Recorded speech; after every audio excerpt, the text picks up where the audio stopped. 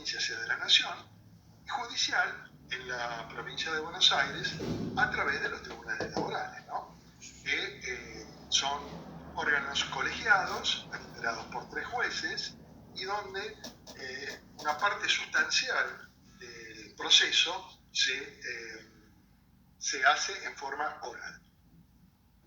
Bien, ¿cuáles son, volviendo al derecho individual de trabajo, entonces las grandes instituciones que nosotros vamos a ver? Bueno, vamos a ver los principios generales, el derecho productorio, los principios de conservación del contrato, en fin, todos esos, como dije, principios que establece la ley de contrato de trabajo para tratar de nivelar esa capacidad negociadora desigual que existe entre el trabajador y el empleador.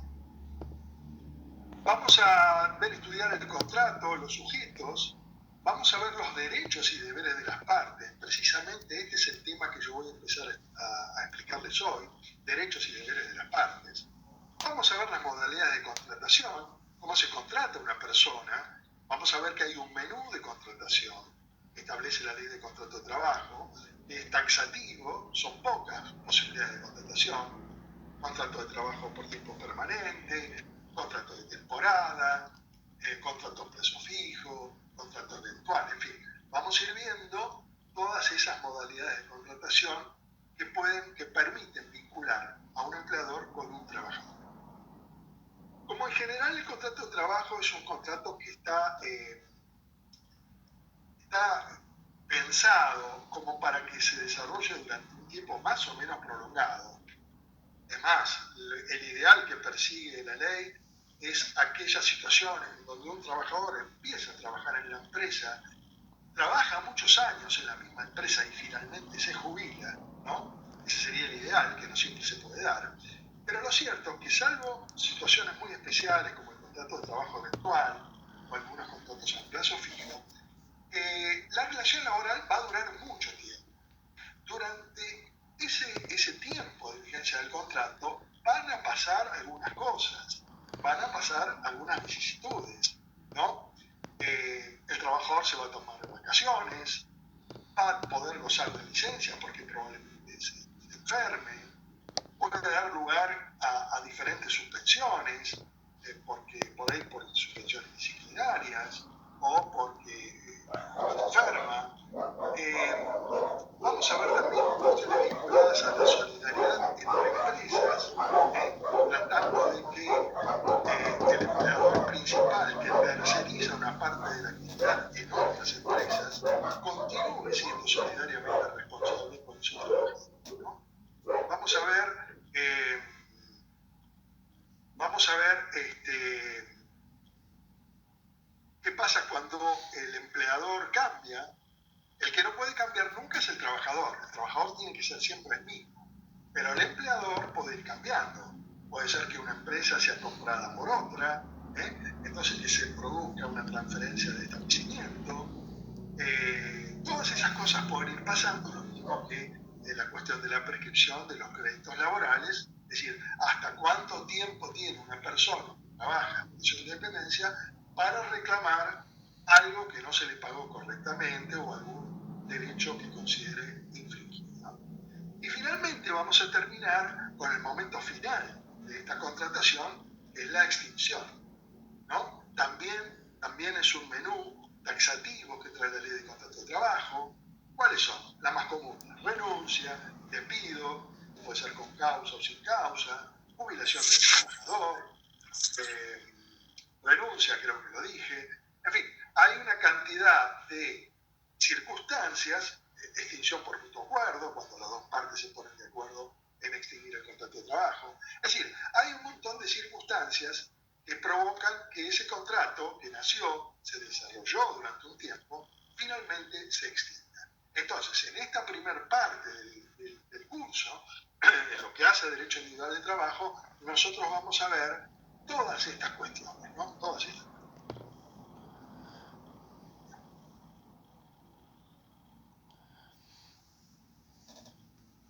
Profe, una consulta. Sí, cómo no. En la extinción por mutuo acuerdo, Se exige el contrato a cambio como de una, por llamarlo de alguna manera, indemnización. Decir, bueno, te vas de la empresa, Eh, pero arreglamos y te doy tanta plata, algo así. sí, ¿Sería? te doy dos respuestas. La extinción por mutuo acuerdo, en principio no es incompatible con una indemnización, porque la indemnización solo se da cuando el que decide el despido unilateralmente es el empleador. Entonces, desde el punto de vista teórico, una extinción por mutuo acuerdo no es compatible con ningún tipo de indemnización. Pero ¿qué pasa? En los hechos, la extinción por mutuo acuerdo se utiliza como un modo de extinción en el cual se paga un dinero. Ese dinero que se paga no se paga en concepto de indemnización, porque como digo es incompatible. No hay ninguna norma que dé una indemnización por una extinción por mutuo acuerdo.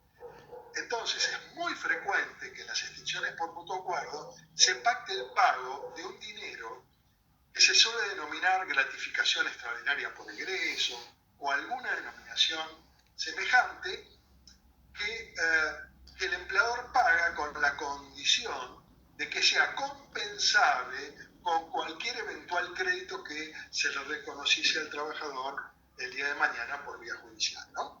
Así que no sé si es clara la respuesta, pero en definitiva, como indemnización es incompatible. Es incompatible. Eh, pero no hay ningún obstáculo para que el empleador pague una suma de dinero a la que no se la puede de ninguna manera denominar indemnización, sino con algún otro nombre. El nombre que habitualmente se utiliza es el de gratificación extraordinaria por ingreso o alguna denominación similar. ¿Está claro? Sí, gracias. Bien. Volvemos entonces al derecho colectivo de trabajo. Acá tenemos dentro de esto, imaginemos como una mesa con tres grandes patas, la ley de asociaciones profesionales, la ley de negociación colectiva y el derecho de huelga, ¿no? Como dije al principio, acá siempre interviene un sindicato, y la ley de asociaciones profesionales, que es la ley 23.551, lo que hace es regular la conformación de las asociaciones profesionales, cómo se constituye un sindicato, cuáles son los derechos de los trabajadores de afiliarse, de desafiliarse, de no afiliarse, si no quieren. También se trata, por ejemplo, la tutela de los delegados gremiales, con una tutela muy fuerte que da la legislación argentina a los delegados de personal. Ya vamos a estudiar eso cuando llegue el momento, pero es la tutela más fuerte que se puede dar a una persona, que es la estabilidad absoluta. No se lo puede echar ni aún queriendo, digamos, ¿no? Hay que hacer todo un procedimiento. El otro gran tema del derecho colectivo son la negociación colectiva y su producto, el convenio colectivo. Cuando ustedes escuchan en los diarios, se abrió una paritaria de sindicatos, en realidad lo que significa eso es que se está gestionando una negociación colectiva, en donde de un lado se ponen los trabajadores representados por su sindicato y del otro lado se ponen los empleadores y negocian diferentes cuestiones. Negocian aumentos salariales, negocian condiciones de trabajo, condiciones de jornada, en fin. Esas son las denominadas paritarias. El producto de esa negociación colectiva es el convenio colectivo de trabajo. Otro tema muy importante para estudiar el derecho del trabajo. Al punto tal que yo les diría que si ustedes tienen que analizar como abogados cualquier cuestión vinculada a un conflicto individual de trabajo, volvemos al apartado anterior, van a tener que tener en una mano la ley de contrato de trabajo y en la otra verificar si esa actividad tiene un convenio colectivo de trabajo. ¿Por qué? Porque la ley de contrato de trabajo es una norma mínima, genérica, que rige tanto en Jujuy como en Tierra del Fuego, en Mendoza como en Corrientes, que rige para todos los trabajadores en relación de dependencia y que por su generalidad intrínseca no puede contemplar cuestiones muy puntuales de actividades específicas, ¿no es verdad? No es lo mismo el trabajo gastronómico que el trabajo metalúrgico, que el trabajo en una cantera, que el trabajo en un comercio. Son todos trabajos distintos. Para esos pormenores, para tratar ya en forma finita, digamos, las relaciones laborales de esas actividades, funciona el convenio colectivo de trabajo, ¿no? Entonces, hay un convenio colectivo gastronómico, hay un convenio colectivo metalúrgico, hay uno de la construcción, hay uno de comercio, son innumerables la cantidad de convenios colectivos de trabajo, ¿no? Y siempre el convenio colectivo va a tratar temas particulares de esa actividad, mejorando siempre lo que dice la ley del contrato de trabajo. En un ratito vamos a volver sobre este tema. Lo que quiero que sepan, que se queden con la idea de que el convenio colectivo de trabajo, es decir, el resultado de las paritarias, es una norma obligatoria que es, digamos, indisimulable poder tener en cuenta. No sé por qué motivo. Acá está. Bien. Doctor, una consulta. Las paritarias siempre se negocian entre el sindicato y la empresa, no interviene ninguna otra persona. Entre el sindicato, la empresa, un grupo de empresas o una asociación de empresas. Es decir, por ejemplo, puede ser que haya un convenio colectivo de empresa, supongamos, por decir algo, entre el sindicato Alfajoreros y Habana. Ese sería un convenio colectivo de empresa. Estoy inventando, no es que exista, estoy inventando. Podría ser un convenio colectivo de un grupo de empresas. El sindicato Alfajoreros, que negocia conjuntamente con Habana y con Balcarce. ¿Sí? Y podría ser, cosa que lo más es frecuente, muy frecuente, que se negocie entre el sindicato y una federación o una asociación de empresas. Supongamos, la Federación de Empleados de Comercio, por el lado de los empleados, con las cámaras empresariales de comercio, por el lado de los empleadores, ¿no? Entonces, son diferentes formas de negociación colectiva, pero en la que nunca puede faltar, desde el punto de vista de los trabajadores y sus sindicatos. Desde el punto de vista de los empleadores puede ser una empresa, varias empresas, una asociación de empresas. ¿Está claro? No sé quién me preguntó, ¿cómo te llamas? Carolina Tami le habla. ¿Entendiste, Carolina? Sí, perfecto. Y otra consulta, ahora que como ejemplo el empleado de comercio, ¿puede ser que el empleado de comercio arregle la paritaria, por ejemplo, supermercados, un monto específico y con otro monto específico? Sí, muy bien. Bueno, a ver, no, lo que puede pasar que cada convenio colectivo, dentro de cada convenio colectivo haya ramas. Por ejemplo, dentro del convenio colectivo de comercio, rama supermercados, rama shoppings, rama negocios minoristas. ¿Me explico? Cada convenio colectivo puede a su vez desgranarse. Algunos tienen, otros no tienen, ¿no? Algunos pueden tener ramas. Entonces, por ejemplo, la rama supermercadismo puede tener un aumento distinto a la rama shoppings. Si dentro de la rama hubiera diferentes escalas salariales, supongamos, dentro de la rama supermercadismo, hubiera diferentes escalas salariales según el supermercado de que se trate, ya no estaríamos en un convenio colectivo negociado con un conjunto de empresas o una asociación de empresas, sino en una negociación colectiva de empresas. Una negociación con Carrefour, una negociación con Chico. ¿Me explico? O sea, está claro. Les pido, chicos, que cualquier duda que tengan, por favor, me pregunten. A mí me hace muy bien que ustedes me pregunten porque me dispara cosas que por ahí yo, si ustedes no me preguntan, me olvido. O peor aún, doy por sabido, por parte de ustedes, cosas que por ahí ustedes no saben ni tienen por qué saber. Así que es muy importante que me lo hagan, me pregunten, ¿sí? ¿Alguna Estaría dentro de la norma, entonces, que se negocie con una empresa un monto, porque como Carrefour monto? Estaría, Sí, eso sería... ahí sería una paritaria por empresa. Bien, perfecto. ¿Alguien más me iba a preguntar? Sí, yo quería hacer una consulta, doctor Alan. ¿Cómo es tu nombre? Alan. Alan, decime. Con respecto a los sindicatos, cuando hay más de un sindicato en el mismo rubro, uno solo adquiere la personería jurídica. ¿Cuál de los dos puede llevar a cabo el convenio colectivo? ¿El que tiene la personería o el otro también? En realidad, personería jurídica tiene ambos. Lo que la ley le otorga es la personería gremial a un sindicato que es el más representativo, el que tiene mayor cantidad de afiliados.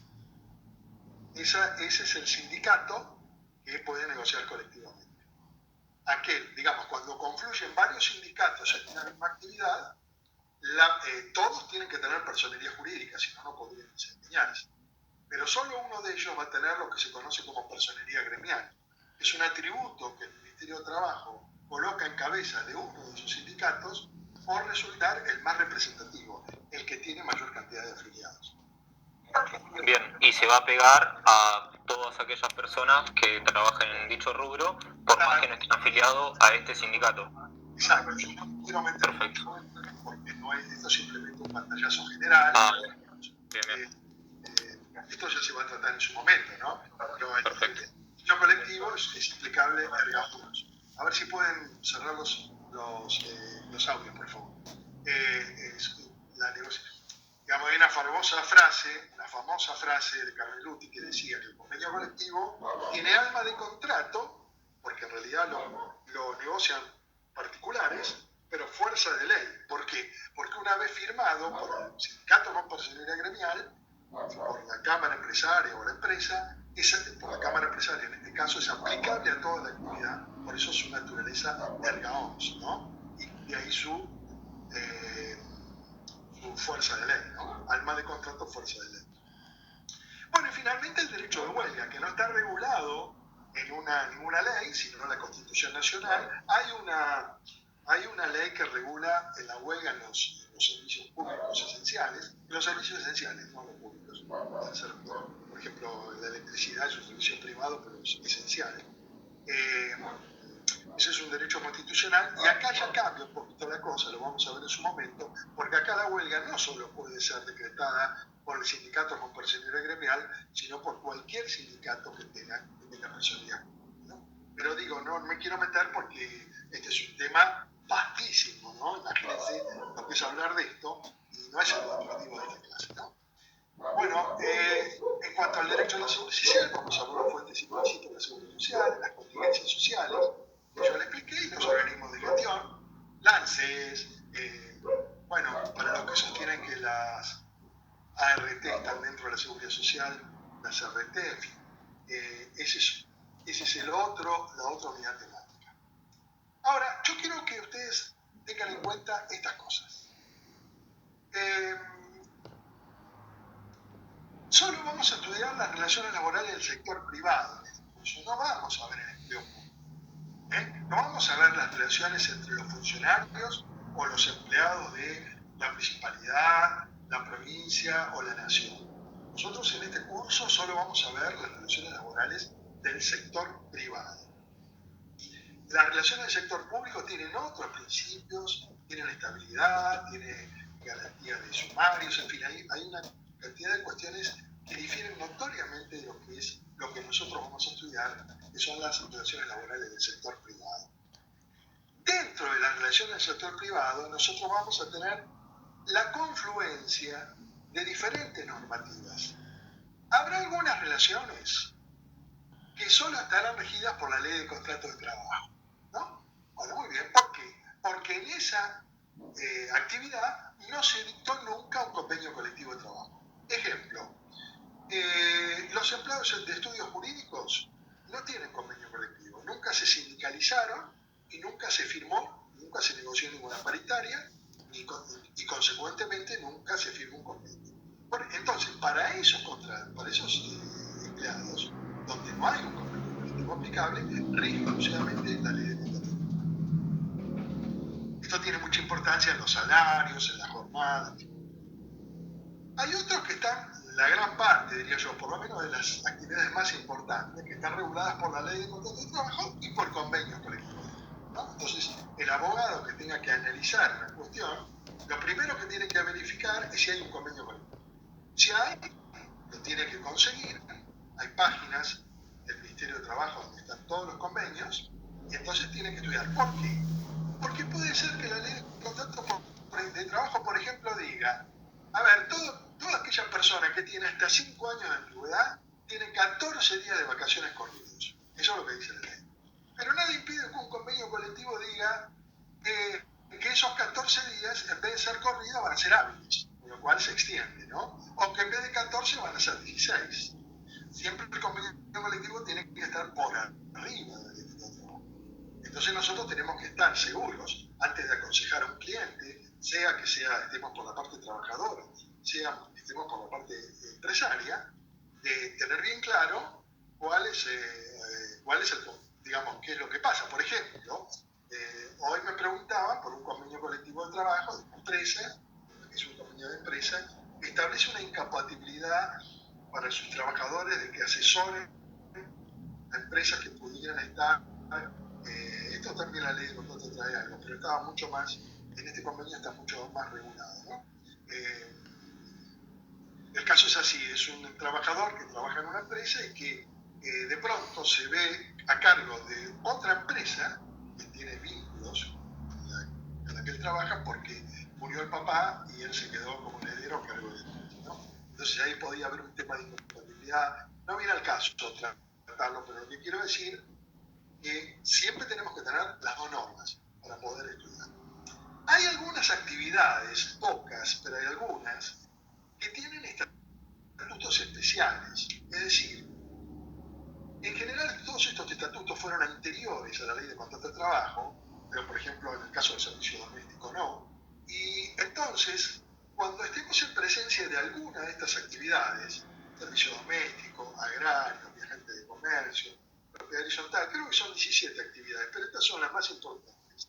Nosotros para analizar la cuestión vamos a tener que tener la ley de contrato de trabajo y los estatutos especiales en la otra mano.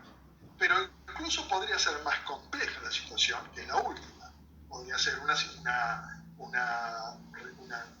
situación en donde haya una ley de contrato de trabajo, haya un estatuto especial y además haya un convenio colectivo. Por ejemplo, los trabajadores, los porteros de edificios tienen las tres cosas. Tienen una ley, la ley de trabajo como todos, tienen estatutos especiales, tienen un estatuto especial, el estatuto de la propiedad horizontal, que establece un periodo de prueba distinto, en fin, no voy a entrar en eso, y además tienen un convenio colectivo. Entonces hay, para estudiar cualquier conflicto que hubiera, tenemos que tener las tres normas, ¿no? La ley, el estatuto y los convenios. Todo esto, sí.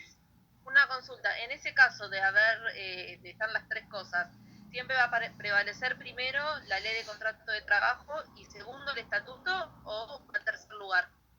Muy buena la pregunta, excelente la pregunta. No, mira, esto, para analizar los conflictos normativos que puede haber cuando confluyen varias normas para tratar una misma cuestión, la ley de contrato de trabajo acude a un sistema de interpretación que se llama conglobamiento por instituciones.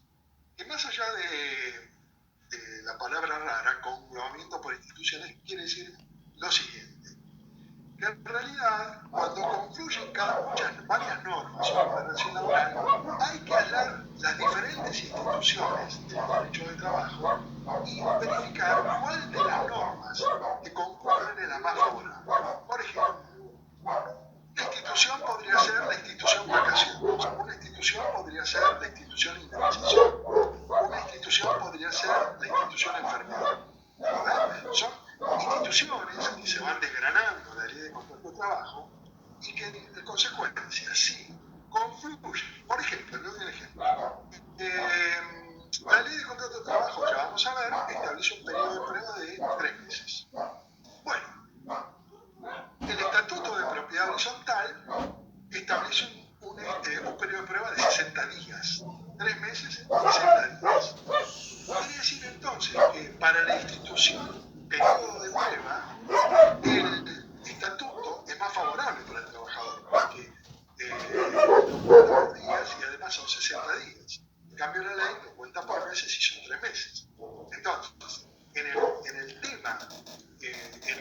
institución, periodo de prueba, que confluye en la ley de contrato de trabajo y el estatuto, vamos a utilizar el estatuto porque es el más favorable. En el mismo estatuto, que es anterior a la ley de contrato de trabajo, la institución enfermedad es tratada de forma menos favorable para el trabajador. Establece plazos de licencia por enfermedad menores. Entonces, si nosotros estamos ante un problema de enfermedad de un portero y concurre la ley de contrato de trabajo que lo trata y la ley de propiedad horizontal que lo trata, nosotros vamos a verificar dentro de esa institución cuál es la más conveniente. Sin ninguna duda, en este caso, en el caso de la enfermedad, al contrario del periodo de prueba, que para los encargados de casa de renta, es más favorable la ley. Entonces, si se diera un conflicto normativo, vamos a aplicar la norma, la ley de contrato de trabajo, porque es más favorable. En definitiva, este sistema de comprobamiento por instituciones lo que hace es aislar cada institución y verificar en cada norma cómo se trata de forma más favorable para el trabajador. Y una vez que tenemos identificado eso, aplicamos la que es más favorable. ¿Está claro? Bien, sí, disculpe que le hago otra consulta más. En la materia laboral, la carga de la prueba se invierte, el que tiene que probar siempre es el empleador y no el empleado, ¿no? No. En materia laboral no se modifica la carga de la prueba. La carga de la prueba es siempre del que afirma un hecho. Es decir, si yo afirmo que estoy trabajando en relación de dependencia, yo voy a tener que probar. Si yo afirmo que estuve enfermo, yo voy a tener que probar que estuve enfermo.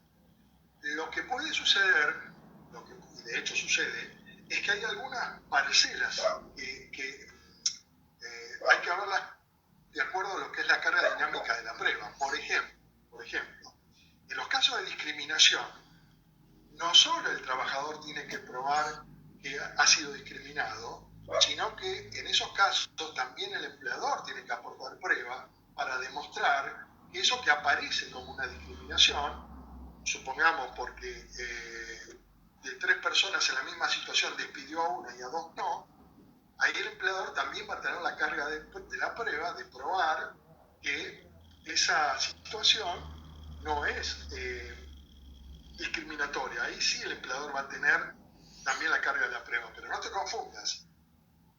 Eso no altera el principio general que en el derecho del trabajo, igual que en cualquier otra rama, el que afirma algo lo tiene que probar.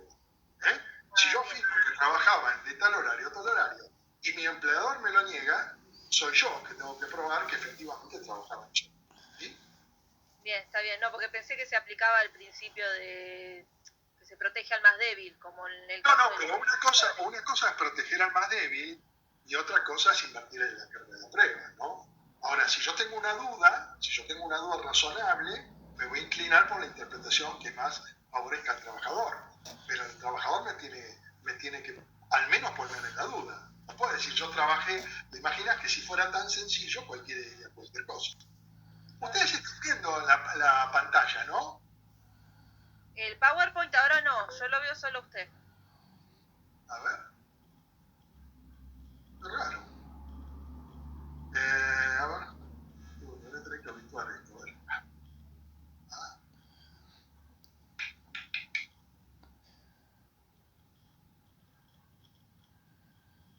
¿Ahora ven? Ahora sí. Lo veo en blanco, igual, En blanco.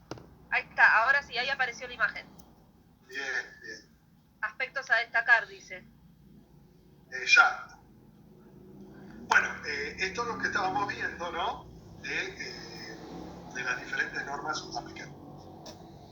Y para finalizar, entonces, esta introducción pequeña, vamos a, con esta pirámide, lo que yo trato de demostrarles es que la base normativa siempre es la ley de contrato de trabajo. Por sobre eso está el convenio colectivo de trabajo, que siempre tiene que mejorar la ley. Por eso está más arriba en la pirámide. Pero incluso si vemos, hay mucha más actividades regidas por la ley de contrato de trabajo que por convenios colectivos, porque como dije antes, no todas las actividades tienen. Las más importantes tienen, muchísimas tienen, pero hay algunas que no tienen. Por eso la ley de contrato de trabajo es como la base, ¿no? Siempre entonces el convenio colectivo, si lo hubiera, tiene que ser con una normativa superior al convenio, ¿sí? Y por arriba de esto, chicos, por arriba de esto, está lo que se denomina las cláusulas que yo haya pactado en forma individual con mi trabajador, que están por arriba todavía del convenio. Supongamos, si una relación laboral está solo regida por la ley de contrato de trabajo, si estuviera solo regida por eso, las remuneraciones que yo voy a abonar son las del salario mínimo vital y móvil, son las que se fija el gobierno periódicamente. Si hay un convenio colectivo de trabajo, ya no voy a poder aplicar el salario mínimo vital y móvil, voy a tener que aplicar las remuneraciones que establece el convenio colectivo de trabajo para la categoría profesional del empleado que yo tengo, ¿no? Supongamos, empleados de comercio, tiene personal administrativo, personal de venta, personal de maestranza. Cada una de estas actividades a su vez tiene categorías. Personal de maestranza A, B, C y D. Vendedor A, B, C y D. Administrativo A, B, C y D. Entonces el convenio colectivo va a fijar, bueno, el administrativo A va a cobrar tanta plata. Tiene que ser siempre superior al salario mínimo vital y móvil. El B va a cobrar un poquito más. El C va a cobrar un poquito más y el D, dentro de los administrativos, es el que más va a cobrar. Lo mismo se repite con las otras actividades, ¿no? Los vendedores, los administrativos, los de maestranza. Ahora, supongamos, por dar un ejemplo, la ley de contrato de trabajo hoy en día establece, si no me acuerdo mal, que el salario mínimo hoy en día en la Argentina es 16.000 pesos, 16.000 monedas por 48 horas de trabajo. Bueno, el convenio colectivo puede decir que en esa actividad el salario para la categoría laboral es de 40.000 pesos, no de 16, de 40. Y nada impide que yo, en el contrato individual de trabajo, con mi trabajador, pacte una remuneración mayor, una remuneración que diga, bueno, en vez de cobrar 40, como dice el contrato, como dice el convenio, yo te voy a pagar 60. O sea, siempre en la escala superior, va a estar, a ver. Una consulta, profe. Sí, cómo no. En el caso, con el ejemplo que está dando ahora, ¿no? Que el convenio de trabajo estipula una mayor cantidad de monto del salario, ¿no? Después, la empresa puede también modificar el mismo convenio y disminuir. Perdón, repetime porque estaba atento a otra cosa, disculpame. Si en el convenio de trabajo tiene una escala superior en lo que es el sueldo a lo que establece la ley de contrato de trabajo, como el ejemplo que estaba dando recién.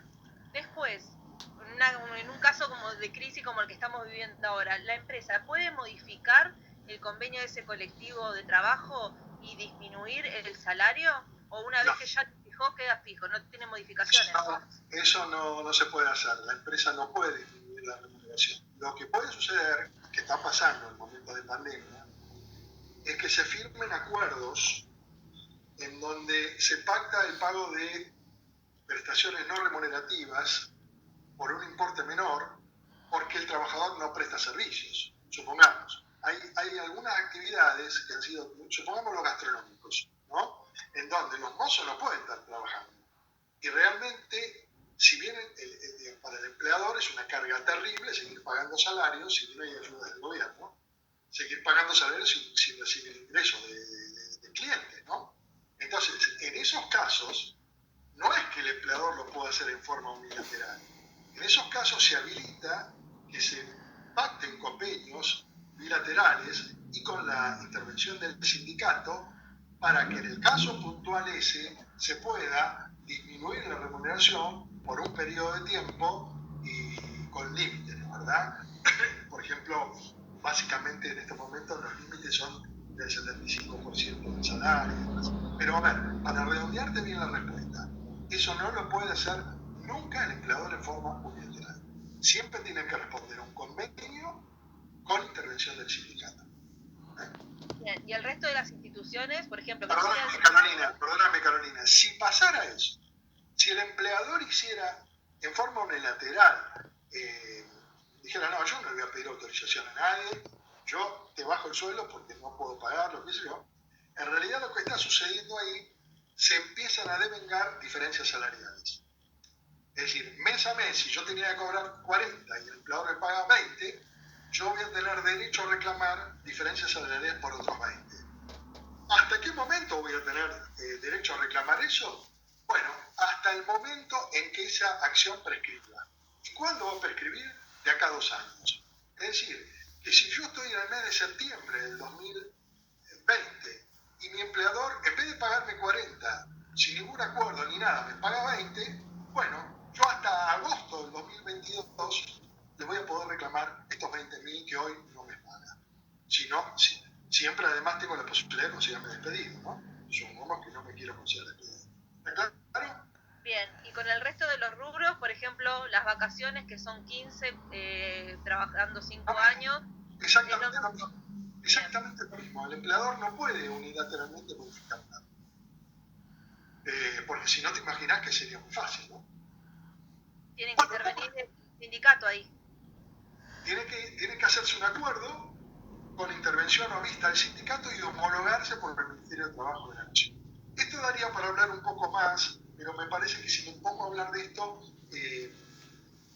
nos vamos a ir mucho del tema. Pero, digamos, como concepto general, de hacer un acuerdo de ese tipo, tienen que tener la autorización del trabajador y la homologación del Ministerio de Trabajo, que le da intervención al sindicato antes de homologar. ¿De acuerdo? Si eso se da y se homologa, se puede hacer. ¿Vamos? ¿Alguna duda, chicos? Bueno, ¿cómo está esto? ¿Muy aburrido? Está muy aburrido, ¿no? Bueno, a ver, vamos a ver. Yo quiero ver, le voy a hacer un test de atención, a ver si están atentos. Vamos a hacer un test de atención, a ver si hacemos de atención. Espero que funcione.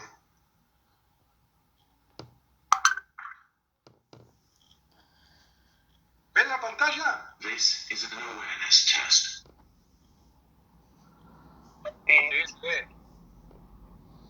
A ver, un segundito.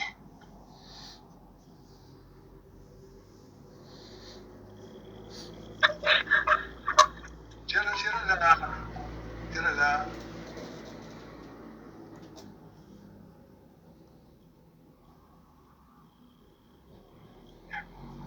Bueno. ¿Ven la pantalla? Sí. Bien. A ver, este es un test de concentración. Ustedes van a ver que acá This is an awareness test. hay 2 equipos, ¿no es verdad? Uno de blanco y otro de negro. Yo lo que quiero que ustedes cuenten cuántos pases se da el equipo blanco entre sí. Y después, cuando termine, ustedes me tienen que decir cuántos pases ven. ¿De acuerdo? ¿Listo? Va. How many passes does the team in white make?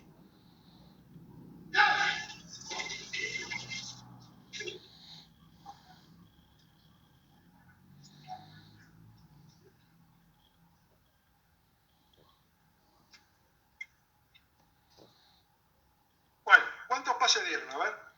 Yo conté 12. 13 fueron. Doctor. Conté 9. Sí, conté yo. 13. Conté 11. 12. 12. 9. Bueno, algunos estuvieron un poco más atentos que otros, pero vamos a ver esto. ¿Eh? Se mezcla con los negros. Claro, por eso la dificultad. Bueno, hay que verlo blanco. Hay que verlo blanco, por eso. Por eso 9. Ahí va, Seguir la pelota. The answer is 30. But did you see the moving bear? Eran 13.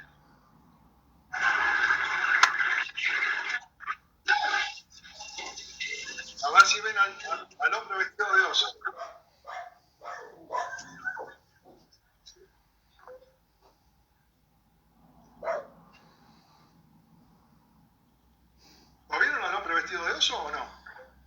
Sí, recién ahora. Pero claro, ahora, recién. Entonces no estaban atentos. Eso es lo que Usted me dijo que veamos los pases de personas de blanco. pero vieron, no estaban atentos. Es una trampa. Es una vil jugarreta el profesor. Bueno, listo. Entonces ahora me aseguré de que van a estar un poquito más atentos. Vamos a detener esto. Bueno, a ver si nos amarreamos todos un poco y empezamos a... Bueno, entonces ahora sí, vamos a... Queda media horita de clase. Vamos a empezar a ver verdaderamente el tema que yo tenía para darles, que es derecho y deberes de las partes. Esto es muy importante porque como resultado del contrato de trabajo, es decir, de la vinculación que se da entre un empleador y un trabajador, ese marco normativo, ese marco jurídico que es el contrato, va a generar para ambas partes diferentes derechos y obligaciones, ¿no? Y esto va a generar muchas veces conflictos y digamos, nosotros tenemos que tener herramientas para poder aconsejar a nuestros clientes cuando sucedan estos conflictos, ¿sí? Así que vamos a empezar a ver un poquito el tema.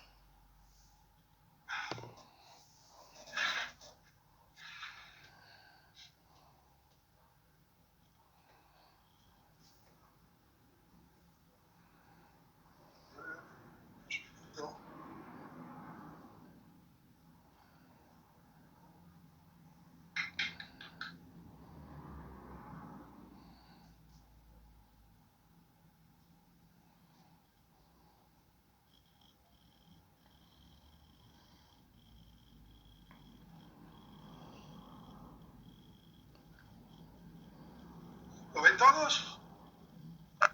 Sí, doctor. Sí. Venga, buenísimo. Sí. Bueno, entonces el tema es el derechos y deberes de las partes. No se enrosquen, como dije, en copiar esto, porque esto yo lo voy a colgar del campo virtual.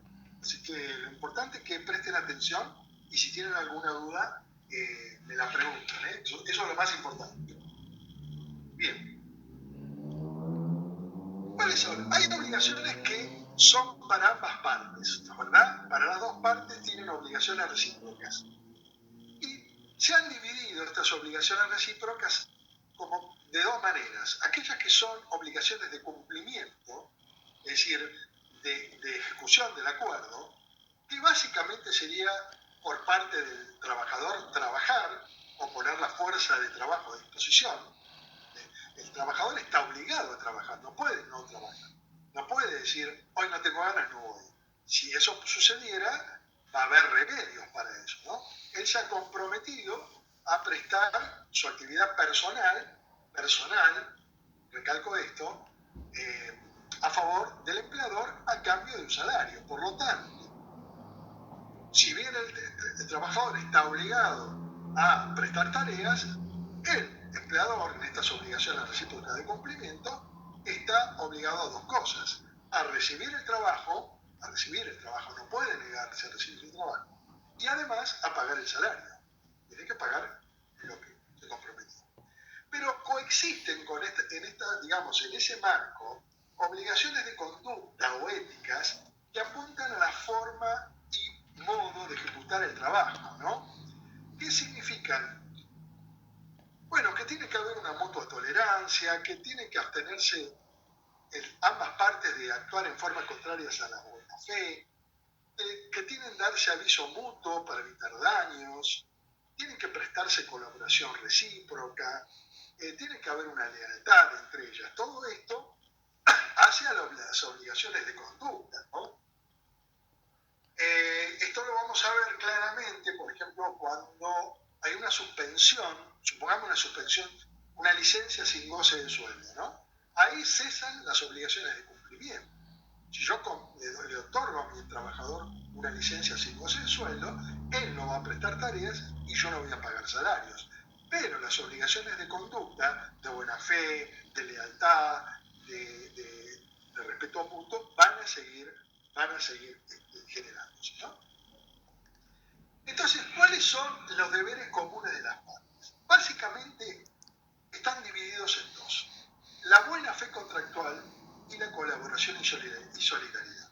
A mí me gustaría mucho, pero mucho, mucho, que ustedes vieran esto no como una clase doctrinaria en donde el profesor nos habla de una entelequia que es la buena fe. No, a mí me gustaría que lo vieran. Ustedes no tienen idea de la cantidad de veces en que uno en el ejercicio profesional tiene que recurrir a estos principios para aconsejar a un cliente, ¿no? Es muy importante esto de la buena fe contractual, porque nosotros, cualquier conflicto que haya, si no tiene solución, va a llegar un día en que un tercero, que va a ser el juez, va a tener que decidir a favor de una u otra parte. Y entonces es muy importante probarle a ese tercero que uno actuó de buena fe, ¿no? Esta buena fe, ahora vamos a analizarla un poquito más. Esta buena fe, que es una característica especial de la relación laboral, porque hay un gran componente personal en el contrato de trabajo. De hecho, una de las partes no se puede modificar, es siempre el trabajador. El empleador puede ir cambiando, pero el que nunca puede cambiar es el trabajador.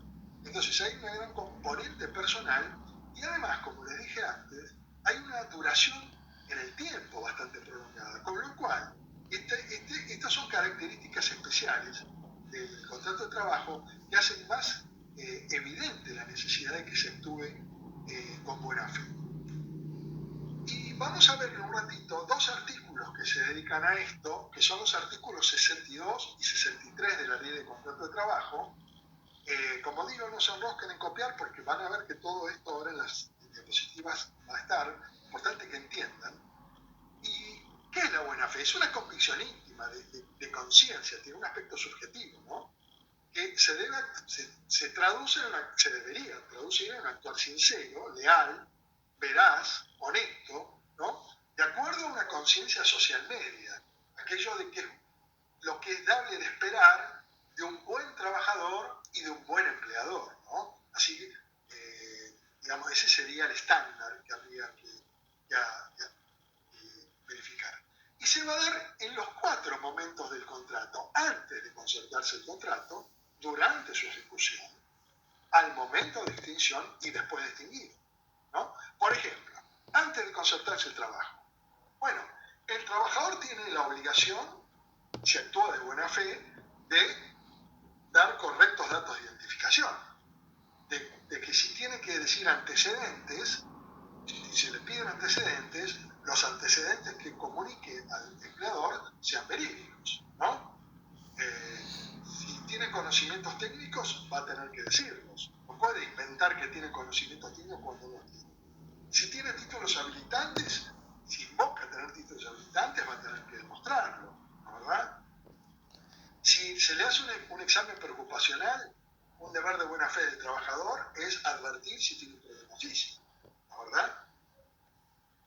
Por parte del empleador, antes de consultarse el trabajo, también existen deberes de buena fe, ¿no? Tiene que explicar claramente cuáles son las condiciones de ese contrato, cuál va a ser el tipo de trabajo, dónde se va a trabajar, cuánto se va a pagar. Todo eso tiene que ser explicitado antes de consultarse el contrato, respondiendo siempre a la buena fe.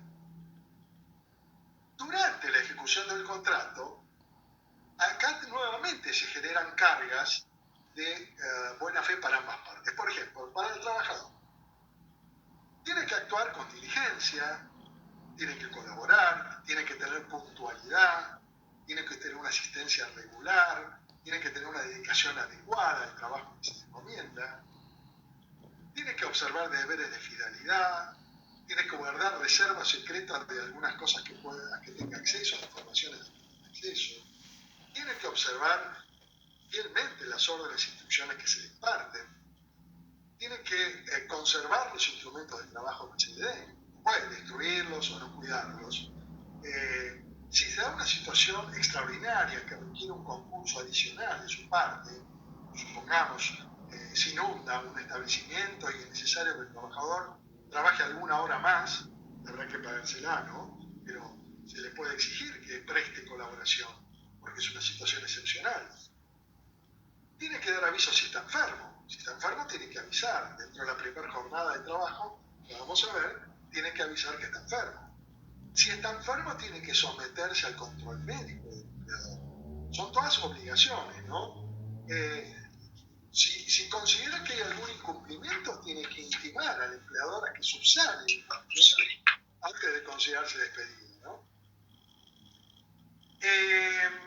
Fíjense ahora que en el marco de esta pandemia salió una resolución del Ministerio de Trabajo, cuyo artículo 2 dice: los trabajadores y las trabajadoras alcanzadas por la dispensa de deber asistencia, porque en esta situación que estamos viviendo, los mayores de 60 años, las mujeres embarazadas y los trabajadores afectados por morbilidades que están taxativamente numeradas, por ejemplo, diabéticos, temas cardíacos y demás, tienen una dispensa de deber asistencia, ¿no? Pero si pueden ser realizadas desde su lugar de aislamiento, en el marco de la buena fe contractual, dice la resolución, tienen que combinar con el empleador las condiciones en que dicha labor será realizada. Es decir, acá tenemos un ejemplo reciente de una demostración de buena fe por parte del trabajador. Por parte del empleador, también tiene que pagar la remuneración, tiene que observar las pautas y limitaciones de la jornada, tiene que hacerse cargo de tutelar la integridad física y psíquica de los trabajadores. Si les provee de alimentación, tiene que ser alimentación sana, suficiente.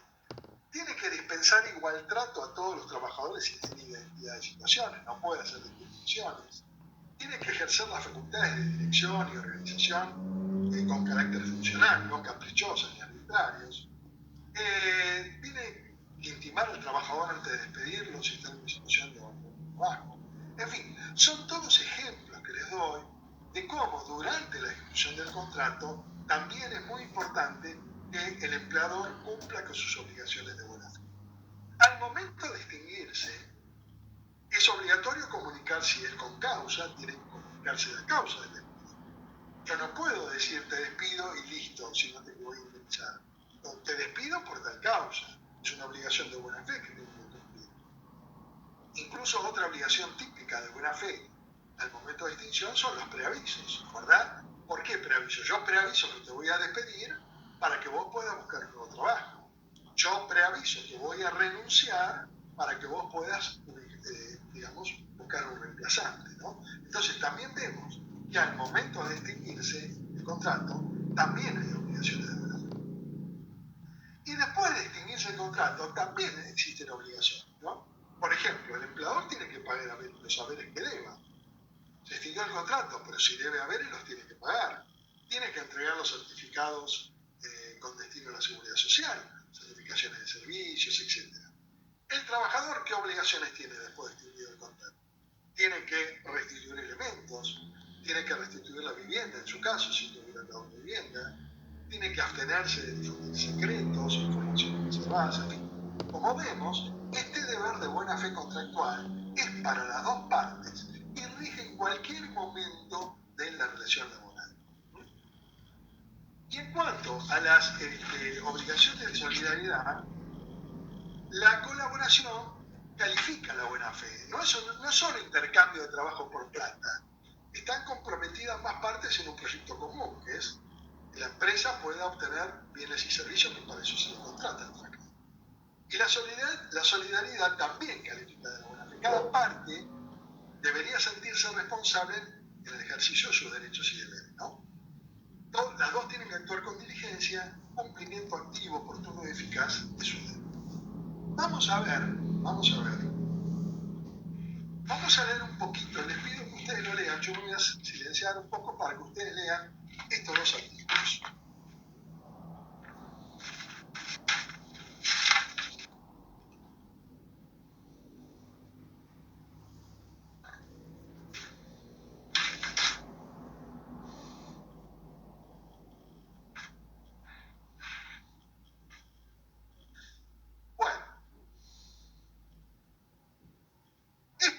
Estos dos artículos son muy importantes para nosotros. Yo les quiero, la verdad que les digo, ustedes no saben, cuando me hacen consultas, la cantidad de veces que yo recurro a esto. Por eso es muy importante que ustedes no piensen que esto es una entelequia o es algo que no tiene aplicación. Tiene muchísima aplicación. ¿Por qué?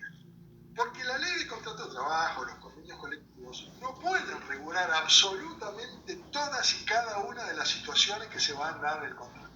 Es imposible. Entonces, cuando uno tiene situaciones que no están reguladas específicamente, ni en el contrato, ni en el convenio, ni en la ley de contrato de trabajo, para la interpretación, para la solución de esos temas, tiene que recurrir a este tipo de interpretación, ¿no? A ver, muy bien, este problema que a mí se me plantea no está ni en la ley, no está en el estatuto, no está en el convenio, no está en ningún lado. Bueno, muy bien, ¿cómo actúo? Y acá recurrimos a estos dos artículos. Tengo que actuar de manera tal que yo el día de mañana le pueda explicar a un tercero que yo actué de buena fe. Que yo actué de buena fe. Y de esto hay innumerables ejemplos, ¿no? Innumerables ejemplos, porque si uno no actúa de buena fe, pudiera ser que la gravedad de la falta incluso provoque el despido, ¿verdad? No sé si tienen alguna duda, chicos, con esto. ¿No? ¿Alguna duda? O sea que estos principios son causales de despidos. Depende de la gravedad. Hay situaciones que son menores. A ver, si vos faltás permanentemente, no estás actuando de buena fe, ¿no? ¿Verdad? Pero por ahí, esa falta, que no es un actuar de buena fe, porque no estás cumpliendo con tus obligaciones de puntualidad, de existencia, no remite necesariamente a un despido. Previamente, por ahí yo puedo hacer correctivos, puedo hacer un apercibimiento, puedo hacer una suspensión, en fin, puedo de alguna manera tratar de que vos modifiques tu conducta. Ahora, si yo te encuentro que vos estás a cargo de la caja de la empresa y hago un arqueo y me doy cuenta que te quedaste con plata, y bueno, ahí te despido porque eso es una pérdida de confianza muy grande. Es decir, que nunca se puede hacer un análisis tan... esto no es que hay una tabla, ¿no? Que si pasa esto, despido, si no pasa esto, no despido. Siempre hay que evaluar las circunstancias del caso y ver cómo actuar. Yo, por ejemplo, les cuento un caso hace muchos años de 3 trabajadores que pidieron una licencia por enfermedad. Un día, ¿no? Uno pidió una licencia por enfermedad porque estaba enfermo, presentó un certificado que tenía que guardar reposo, otro presentó un certificado de que tenía un hijo enfermo, y el convenio colectivo establecía, la ley de contrato de trabajo no lo establece, pero el convenio establecía que tenía derecho a licencia por hijo enfermo, y otro faltó sin aviso, avisó que iba a faltar, pero no pidió, simplemente pidió el día. Resultado, de los tres casos, 2, por haber invocado la licencia por enfermedad, percibieron la remuneración, porque vamos a ver en su momento que la licencia por enfermedad genera el pago del salario del día que uno está enfermo. El que no invocó una enfermedad, simplemente pidió el día, no cobró. Bueno, después con el tiempo, y a través incluso de un instrumento público, se detectó que ese día que ellos habían faltado, pretextando uno que estaba enfermo, otro que tenía que atender a su hijo, y el tercero no pretextó nada, habían concurrido a una repartición pública a hacer una denuncia contra su empleador. Lo cual en sí, la generación de una renuncia, la erradicación de una denuncia no es una injuria. Lo que constituyó una injuria fue que ellos engañaron al empleador, cobraron el sueldo y en realidad no estaban enfermos, iban a hacer otra cosa. Resultado, de los 3, solo se despidió a 2 por pérdida de confianza, porque efectivamente esta persona era una falta muy grave, no se podía conseguir. Entonces, uno no puede nunca establecer una tabla rígida, siempre hay que analizar y para eso está la jurisprudencia. Tampoco me quiero extender mucho en el tema porque esto es propio de cuando estudiemos extinción del contrato de trabajo en el caso de los despidos con causa, ¿no? Pero siempre uno tiene que tener en cuenta esto, ¿no? Porque como dice, las partes están obligadas a hablar de buena fe, ajustando su conducta a lo que es propio de un buen empleador y de un buen trabajador, tanto al celebrar, ejecutar o extinguir el contrato de trabajo. Entonces, insisto, estas son normas fundamentales. Muchas veces cuando ustedes, háganme caso, cuando ustedes tengan que decidir temas que no estén estrictamente regulados, van a tener que ir a estas normas e imaginar cómo actuarían si actuaran de buena fe, ¿no? ¿Cómo es una actuación de buena fe? Y yo les preparé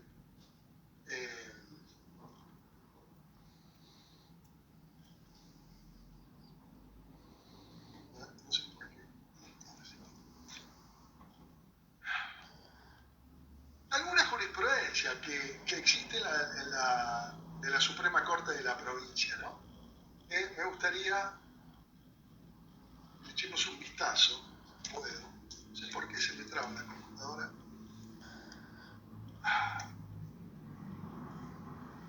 Acá está. Esto lo dijo la Corte de la provincia de Buenos Aires, dijo en el año 2012, no hace tanto, que la buena fe aparece como un módulo regulador del comportamiento que un empleador y trabajador deben observar desde la iniciación del vínculo y durante toda su extinción, es lo que yo les decía hace un rato, ¿no? Como el momento de la extinción. Comprende, explicita y respalda todas las obligaciones que emanan de su contenido, pero a su vez las trasciende porque sirve para orientar al intérprete en el caso concreto. Yo decía, cuando uno va al juez, estas cosas sirven para orientar al juez en el caso concreto. ¿Y cómo lo hace? A partir del establecimiento de un estándar jurídico medio. ¿Qué se puede esperar de un trabajador medio y de un empleador medio? No conductas extraordinarias en ningún sentido, ni para arriba del trabajo, sino las conductas normales que uno se imagina debe tener una persona, ¿no? Y por ejemplo, ya en algo más concreto, acá la Corte dijo que la reiteración en el tiempo de una jornada y un horario de trabajo implica para el trabajador la expectativa de mantenerlo. Entonces yo no puedo decirle a un trabajador, bueno, a ver, trabaja de mañana y a los 8 años mandarlo a la tarde. Porque estoy haciendo algo que vulnera la buena fe. Porque es evidente que si un trabajador trabajó durante mucho tiempo en una jornada, la confianza de él es que su jornada es esa, ¿no? Fíjense el tercer punto, que también es muy común, el caso de las cartas documento, ¿no? ¿Cómo fue este caso? Sí. Una consulta, lo que acaba de decir recién sería lo que se le llama el derecho adquirido, ¿no? Al horario de trabajo. Bueno, sí, en realidad sería, más que un derecho adquirido, sería la imposibilidad del empleador de un ejercicio abusivo del ius variandi, es decir, la facultad que todo empleador tiene facultades de organizar y dirigir su trabajo, pero no lo puede hacer en forma abusiva, tiene que ser en forma razonable. Y entonces, en realidad, lo que está diciendo este fallo que es de mala fe para un empleador, digamos, modificar lo que, digamos, una situación en la que el trabajador obviamente tenía una convicción de permanencia. Es cierto que a su vez esto también se puede mirar como lo miras vos, y que en definitiva se afectó un derecho adquirido por el trabajador, que era tener un horario, digamos, sin modificaciones. Pero fíjense el tercer caso, ¿no? ¿Cómo es este caso? El empleador recibe el telegrama a cargo de que le manda el trabajador, pero como no tenía la firma del trabajador, porque el correo firmado y no lo contestan. Y yo, no estaba firmado, yo no lo contesto. Pero en realidad, una carga de buena fe, si yo recibo un telegrama, una carta documento de un trabajador que es mío, aunque no esté firmado, yo tengo que por lo menos preguntarle, dígame, ¿usted mandó esta carta documento? ¿Qué fue lo que pasó? ¿Usted se hace cargo de esto? Entonces yo le contestaré. Pero no puedo decir, no sé, como no tenía firma, yo directamente no contesté, no dije nada. Esto es lo que está censurando este fallo, ¿no? Lo mismo que el párrafo, el caso cuarto, que es un empleador que se niega a recibir los contratos, las cartas de documentos, que las rechaza, dice, no, yo no lo recibo. Entonces, eso es de mala fe. Si yo me mandan una carta de documento, no puedo rechazarla, tengo que recibirla. Si me niego, digamos, después no puedo pretender que no fui notificado. No, usted no fue notificado porque usted se negó a recibirla. Usted incumplió un deber de buena fe. ¿Cuál es su deber de buena fe? ¿Qué tiene que hacer cualquier persona que recibe una carta de documento? Y recibirla. Y después tendrá derecho a sacarse las dudas que tenga y a contestarla, o a no contestarla incluso si no quiere. Pero no puede negarse a recibirla, ¿no? Bueno, hay algunos fallos más que yo seleccioné que vamos a ver en la próxima clase, ¿no? Entonces, me gustaría si alguno de ustedes tiene alguna duda, si le ha quedado alguna cosa que preguntarme, estaría bueno que lo hagan. Sí. Yo quiero hacerle otra consulta. En el caso del ejemplo de la jornada de trabajo, por ejemplo, que el contrato diga que tiene horarios rotativos, pero siempre, en la realidad, en la práctica, siempre hizo el mismo horario, por ejemplo, de tarde. ¿Ahí qué pasa? ¿Prevalece el contrato? No, depende, porque es cierto que si yo al momento de contratarte avisé que yo podía modificar la situación, nuevamente caemos en estos dos artículos, ¿no? Tenemos que ver si hay alguna razonabilidad cuando yo quiero modificarte. Por supuesto que es muy distinto si yo te lo advertí antes de ingresar. Yo te dije, mirá, que yo puedo darte en cualquier momento turnos rotativos. Es muy distinta esa situación a si yo te quiero cambiar el horario y nunca te advertí que te lo podía cambiar, ¿no? Cambia totalmente. Pero digamos, imaginemos una situación extrema. Yo te hice firmar eso, hice firmar que en cualquier momento te podía hacer un turno rotativo. Pero hace 20 años que estás trabajando en el mismo horario.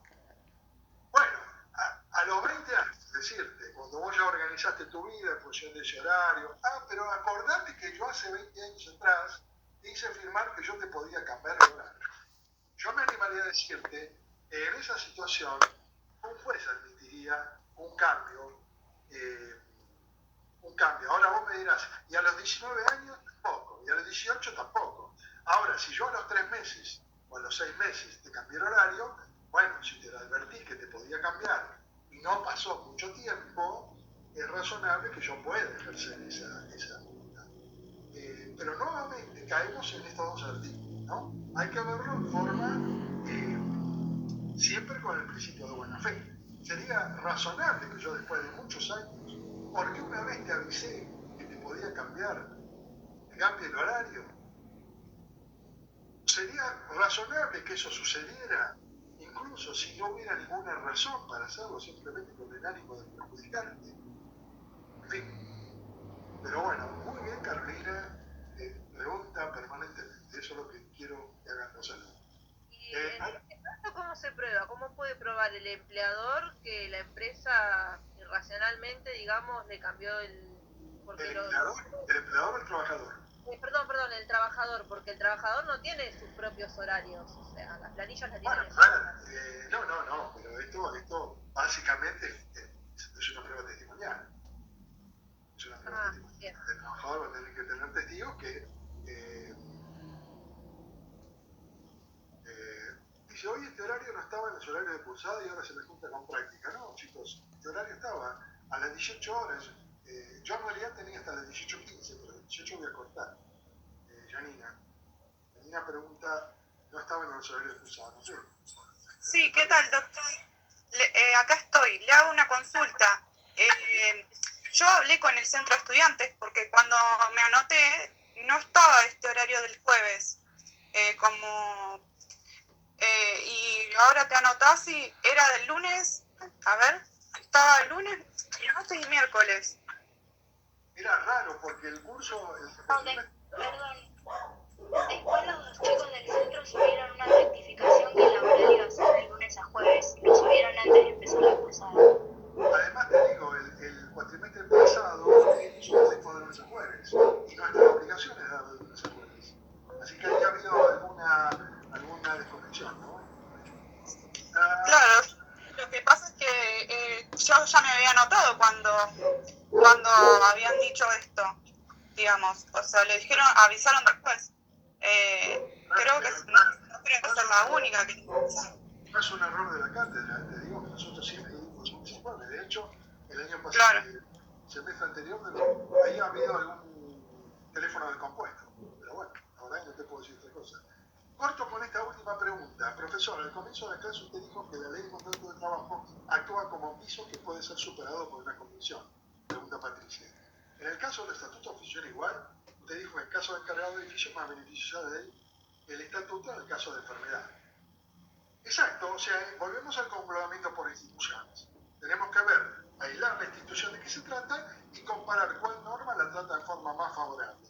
En el caso de la enfermedad, de los encargados de protección horizontal, de los porteros, la institución enfermedad es tratada con mejor beneficio por la ley de contrato de trabajo que por el estatuto. Entonces se aplica el estatuto.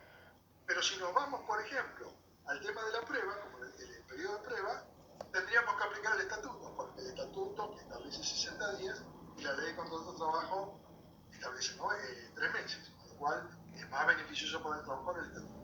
Siempre por institución, siempre por institución. Igual, chicos, cualquier duda que tengan, a través del campus virtual, pero sí, la clase va a empezar siempre de 16:30 a 18. Sí, yo tengo una pregunta con el tema horario, sobre todo cuando empieza, cuando termina no tanto. El horario dio 16:45, te digo porque yo curso particularmente internacional público hasta esa hora, y por ahí se me va a complicar y nada. Para ver Miren, si ustedes quieren, lo modificamos y empezamos 16:45. Yo no tengo problemas. Lo único que los jueves me tendría que retirar a las 18 horas. Pero bueno. El horario está bueno. ¿Perdón? ¿Qué decís también? El horario es muy bueno. ¿El horario, perdón? El horario es bueno, doctor. Sí, a mí, digamos, no sé qué decirles. No sé si muchos tienen este mismo problema. ¿Hay alguien más